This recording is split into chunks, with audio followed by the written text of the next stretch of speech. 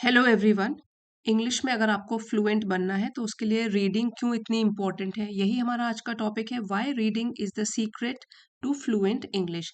और इस एक आर्टिकल के थ्रू आप 20+ न्यू वोकेबलरी वर्ड सीख सकते हो, जिसमें कि ईडियम्स एंड फ्रेजेस भी हैं, और साथ साथ हम ग्रामर रूल्स भी डिस्कस करेंगे और सेंटेंस स्ट्रक्चर भी। Reading is the cornerstone of mastering any language.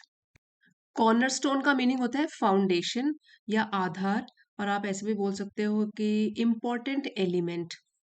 सो कोई भी अगर बहुत इंपॉर्टेंट चीज है उसके लिए आप बोल सकते हो कॉर्नरस्टोन। जैसे कि सक्सेस पाने के लिए डिसिप्लिन इंपॉर्टेंट है, तो discipline is the cornerstone of success. Mastering मतलब किसी चीज पर महारत हासिल करना, तो किसी भी लैंग्वेज के ऊपर मास्टरी पाने के लिए क्या है जरूरी? रीडिंग बहुत इंपॉर्टेंट है। And English is no exception. No exception. Exception इसका मीनिंग होता है कि जैसे कोई चीज अलग है और वो रूल्स को फॉलो नहीं करती है, या जैसे एक्सक्लूजन ये भी बोल सकते हैं। तो इंग्लिश भी कोई अलग नहीं है इससे, उसके लिए भी रीडिंग जरूरी है। Reading is the cornerstone of mastering any language and English is no exception. यहाँ पे जो रीडिंग है ये वर्ब की आईएनजी फॉर्म है और इसको बोलते हैं gerund. It is a verb form acting as a noun. और मास्टरिंग ये भी आईएनजी फॉर्म है, लेकिन ये भी काम क्या कर रहा है? जेरेंड का। प्रेपोजिशन के बाद नाउन की जरूरत होती है, यहाँ पे आईएनजी फॉर्म है वर्ब की जो कि जेरेंड का काम कर रही है। सो जब भी कोई वर्ब फॉर्म होती है आईएनजी से फिनिश होती है लेकिन नाउन का काम करती है किसी सेंटेंस में, उसको हम जेरेंड बोलते हैं। जैसे कि रीडिंग इम्प्रूव्स नॉलेज, यहाँ पे भी आईएनजी हो गया। Swimming is a good exercise. Learning English takes time. तो यहाँ पे वर्ब मतलब कोई काम नहीं हो रहा है, लेकिन जो आईएनजी फॉर्म है वो नाउन का काम कर रही है, सब्जेक्ट का काम कर रही है सेंटेंस में। The more one reads the richer their vocabulary becomes. जितना ज्यादा कोई पढ़ता है उतनी ही रिच मीन्स एनरिच बन जाती है उनकी वोकेबलरी। मतलब जितना पढ़ोगे उतने नए नए वर्ड्स आप सीखते चलोगे। यहाँ पे भी एक चीज का ध्यान रखिए, देखिए मोर ये भी कंपैरेटिव हो गया, और रिचर ये भी एडजेक्टिव की कंपैरेटिव डिग्री हो गई। जितना ज्यादा कोई पढ़ेगा उतनी ही अच्छी उसकी वोकेबलरी बनती जाएगी। इसको हम बोलते हैं कंपैरेटिव स्ट्रक्चर। इसमें जैसे कि द मोर और द मोर हम इकट्ठे यूज कर सकते हैं। यहाँ पे तो हमने बोला ये, लेकिन जैसे कि एग्जाम्पल देखिए, the more you practice the better you speak. तो यहाँ भी ईआर फॉर्म लगी हुई है ना, कंपैरेटिव। और यहाँ पर भी the more. Much, more, most. तो मोर कौन सी हो गई? कंपैरेटिव फॉर्म हो गई, और बेटर भी हो गई इसकी comparative degree. The more you read the more you learn. जितना पढ़ोगे उतना ही सीखोगे। सो ये आप कब ये वाला स्ट्रक्चर यूज करोगे? To show that when one thing increases another thing also increases. The more you practice the better you will become. तो कॉज एंड रिजल्ट रिलेशनशिप होती है इन दोनों में। And their understanding of grammar and sentence structure naturally falls into place. ये जो phrase है falling into place, इसका मतलब होता है कि धीरे धीरे करके क्लैरिटी आ जाना, या हैपन स्मूथली, धीरे धीरे क्लियर हो जाना, अपने आप ही सही हो जाना।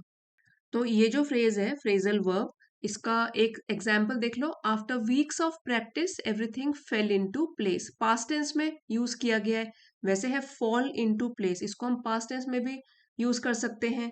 ही practised a lot for his exams and everything fell into place. और उस प्रैक्टिस के साथ सारी चीजें ठीक हो गई। Books, newspapers and online articles serve as gold mines of knowledge.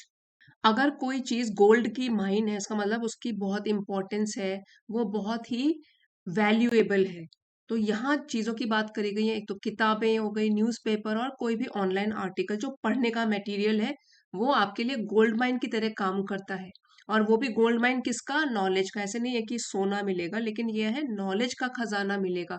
Exposing readers to diverse styles and expression, जिसकी वजह से जो भी रीडर्स होते हैं, हम पढ़ने वाले होते हैं, वो एक्सपोज होते हैं। उनका आमना सामना किससे होता है? अलग अलग कई तरीके के स्टाइल्स और एक्सप्रेशन जिसमें कि राइटर लिखता है। तो गोल्ड माइन का क्या मतलब हो गया? कोई वैल्यूएबल चीज होती है, जैसे कि library is a gold mine for researchers.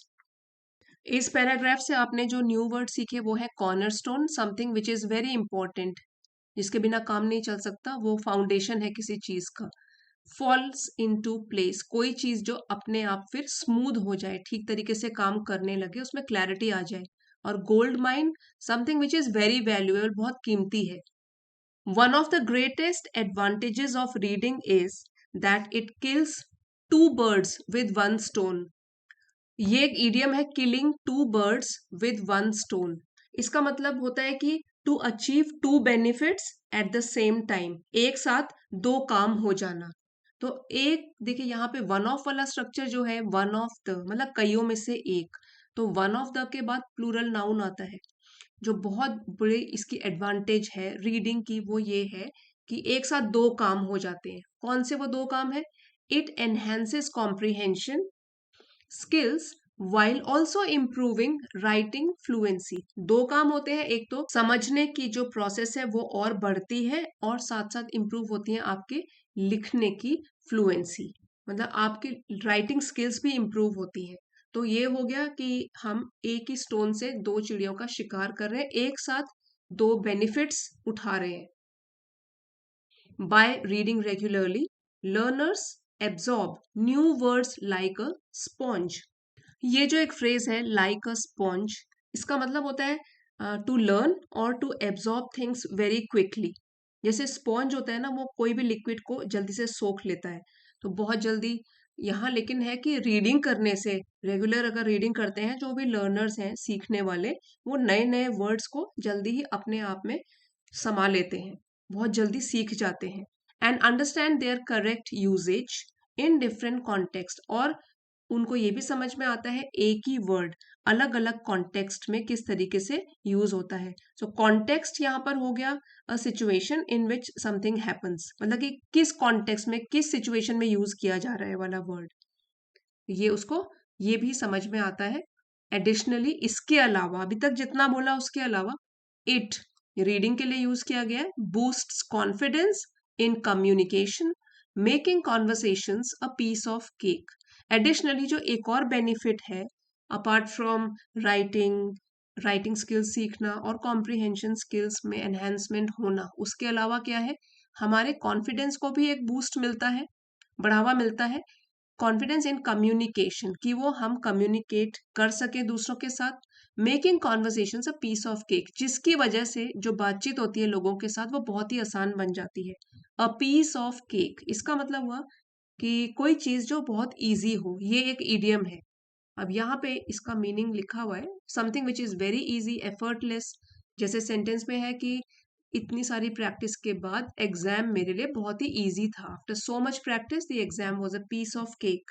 तो यहाँ पे हमने दो तो इडियम सीख लिए, killing two birds with one stone, एक तीर से दो शिकार, या दो बेनिफिट्स एक ही साथ में अगर मिल जाए तो।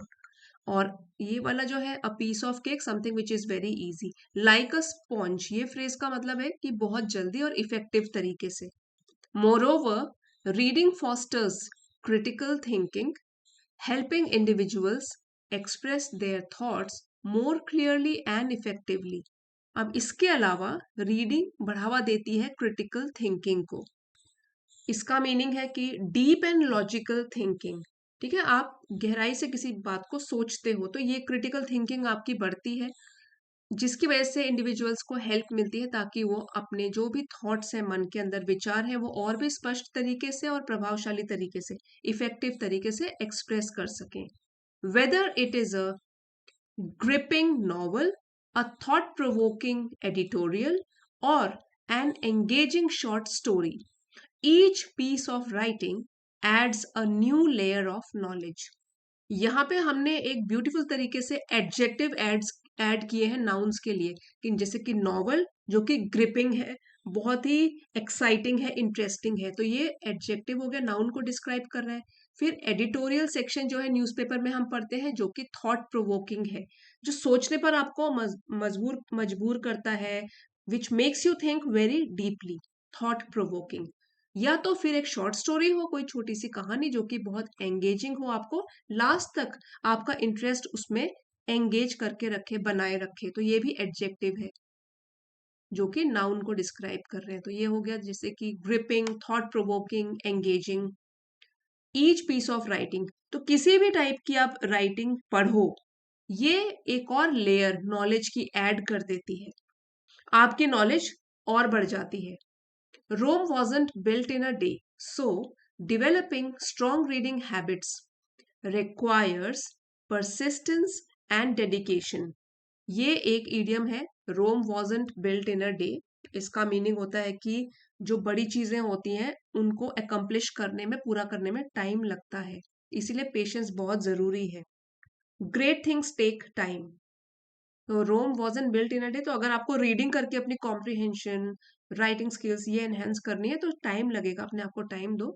इसीलिए स्ट्रॉन्ग रीडिंग हैबिट्स अगर डेवलप करनी है तो इसके लिए जरूरत है परसिस्टेंस की, लगातार कोशिश की, डेडिकेशन और कमिटमेंट की या फेथ की, विश्वास रखना है अपने ऊपर। यहाँ पे जो हमने कुछ न्यू वर्ड्स किए, क्रिटिकल थिंकिंग, जिसमें आप गहराई से चीजों को सोचते हो, जैसे कि एडिटोरियल आर्टिकल्स होते हैं। ग्रिपिंग, अगर ऐसी स्टोरी अगर आप पढ़ोगे ना, लगे कि अब तो मैं फिनिश करके ही मानूंगा, मतलब वो ग्रिपिंग है, एक्साइटिंग है, सस्पेंस है उसमें। रोम wasn't built in a day, बड़ी चीजों को खत्म करने में या पूरा करने में टाइम लगता है, रातों रात नहीं हो जाती है। इन अ नटशेल, ये भी एक फ्रेज है, इन अ नटशेल, जिसको आप बोल सकते हो कि अगर हम शॉर्ट में कहें तो इन अ नटशेल। अगर कोई चीज को आपको शॉर्ट में एक्सप्लेन करना है, लंबा चौड़ा खींचना नहीं है, तो आप बोल सकते हो in a nutshell. Reading is the stepping stone to fluency in English, reading ही वो चीज है जो सफलता की एक सीढ़ी है। ठीक है, तो स्टेपिंग स्टोन ये एक फर्स्ट स्टेप होता है जो आपको फिर सक्सेस की तरफ लेके जाता है। स्टेपिंग स्टोन, सफलता की पहली सीढ़ी। In a nutshell, reading is the stepping stone to fluency, अगर आपको फ्लुएंट बनना है इंग्लिश में तो रीडिंग शुरू करना पड़ेगा। By making reading a daily habit, one can turn the tables and become a confident and articulate English speaker. अगर आप रीडिंग को अपनी रोज की आदत बना लोगे तो कोई भी व्यक्ति, अब ये देखिए, टर्न द टेबल्स, ये एक ईडियम है, इसका मतलब है change the situation in your favour. कोई भी जो सिचुएशन है उसको अपने बेनिफिट के लिए यूज करना, तो रीडिंग रोज करके आप भी सिचुएशन को अपने बेनिफिट के लिए यूज कर सकते हो और बन सकते हो एक कॉन्फिडेंट, आत्मविश्वास से भरे हुए एंड आर्टिक्यूलेट, जो कि अपने थॉट्स को क्लियर तरीके से पेश करता है, आगे वाले के आगे ढंग से बोलता है और इफेक्टिव तरीके से बोलता है। ऐसे इंग्लिश स्पीकर आप बन सकते हो। So pick up a book today because every page turn is a step closer to excellence, इसीलिए आज ही एक बुक उठाइए, पढ़ना शुरू कीजिए। या रोज आप इस चैनल पर रीडिंग आर्टिकल्स तो पढ़ते हो, रोज एक आर्टिकल पढ़िए, क्योंकि हर एक दिन का जो आप पेज टर्न करोगे, रीड करोगे, आपको एक कदम और भी पास लेकर आएगा एक्सीलेंस के। तो एक्सीलेंस तो होता है कि सबसे बेहतरीन, समथिंग विच इज एक्सीलेंट। आप एक्सेप्शनली गुड बन सकते हो, ठीक है, एक्सेप्शनली मतलब आउटस्टैंडिंग बन सकते हो। इस पैराग्राफ में जो न्यू वर्ड्स थे वो है इन अ नटशेल। अगर कोई भी लंबी सी जैसे स्टोरी है, अगर शॉर्ट में कहें तो हम बोल सकते हैं इन अ नटशेल, समरी दें अगर। स्टेपिंग स्टोन, पहला कदम जो कि हमको सक्सेस की तरफ लेकर जाता है, क्योंकि हम पहला कदम तो उठाते हैं तभी हम आगे बढ़ते जाते हैं, ठीक है, first step toward success. Hard work is the stepping stone to success, यहाँ पे मीनिंग भी लिखे गए हैं और सेंटेंसेस भी हैं। टर्न द टेबल्स, अगर कोई सिचुएशन आपके बेनिफिट के लिए हो जाए, मतलब कोई भी सिचुएशन आपके अपने पक्ष में हो जाए। With hard work she turn the tables on her failures. Articulate, अपने विचारों को, थॉट्स को क्लियरली व्यक्त करना। A good teacher must be articulate. और इस पूरे लेसन का डिटेल्ड एनोटेटेड पीडीएफ आपको चैनल की एलीट मेंबरशिप में मिल जाएगा, अगर आप चाहते हो तो ये मेंबरशिप ज्वाइन कर सकते हो। रोज यहाँ पे पीडीएफ्स पोस्ट किए जाते हैं, डिटेल्ड पीडीएफ्स, जिसमें कि आप सेंटेंसेस भी देख सकते हो, एक्स्ट्रा सेंटेंसेस लिखे होते हैं, कुछ ग्रामर जो यूज किया गया है वो भी डिटेल में समझाया है, साथ साथ भी समझाया है, लेकिन यहाँ पे फिर एक बार रिवाइज करने के लिए आपके दोबारा से मेंशन किया हुआ है। आई होप आज के आर्टिकल से आपने काफी कुछ नया सीखा होगा। अगर हेल्पफुल रहा है, please don't forget to like, share and subscribe. मिलते हैं अगले वीडियो में। कमेंट्स लिख के ज़रूर बताइएगा ये इस तरीके से एक्सप्लेनेशन का स्टाइल आपको कैसा लगा, ज़रूर लिख के बताइएगा। Thank you for watching.